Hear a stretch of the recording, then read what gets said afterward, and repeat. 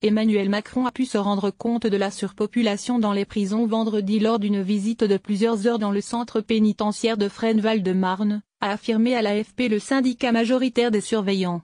Il a pu se rendre compte dans quelles conditions les surveillants travaillent, a expliqué Frédéric Godet, représentant de l'UFAP-UNSA Justice à Fresnes. Il a vu la promiscuité, la surpopulation. Il a vu une cellule avec 3 lits. Il a vu les 6 douches par étage, sur lequel un surveillant gère 130 détenus.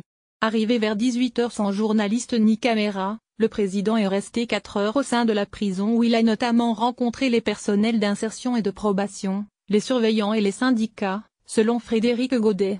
Cette visite d'un président de la République, ça reste exceptionnel, a estimé le délégué syndical. C'est une marque de respect vis-à-vis des personnels. Il a reconnu la difficulté de leur mission. Des mesures annoncées mardi. Macron n'a toutefois pris aucun engagement concret, selon le syndicaliste. On attend de voir quelles conclusions il tirera avec son plan pour la pénitentiaire, a souligné Godet.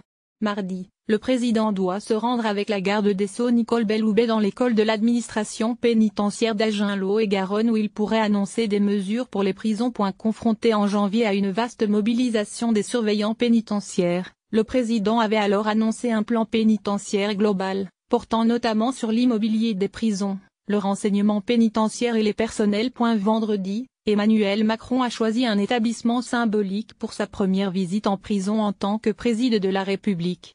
La maison d'arrêt de Fresnes compte parmi les plus surpeuplées et les plus dégradées de France, a rappelé la contrôleur des prisons, Adeline Hazan. Le taux d'occupation y frise les 200%. Le personnel est pour beaucoup composé de stagiaires, alors qu'un surveillant gère plus de 100 détenus sur sa coursive. Vétuste, l'établissement connaît de gros problèmes d'hygiène, qui attirent rats et punaises de lit. Emmanuel Macron a promis la création de 15 000 places de prison sur 10 ans. La semaine dernière, le Premier ministre Édouard Philippe avait annoncé la création de 1500 places dans des quartiers étanches, exclusivement dévolus aux détenus radicalisés, dont 450 d'ici la fin de l'année, dans le cadre d'un plan de lutte contre la radicalisation islamiste.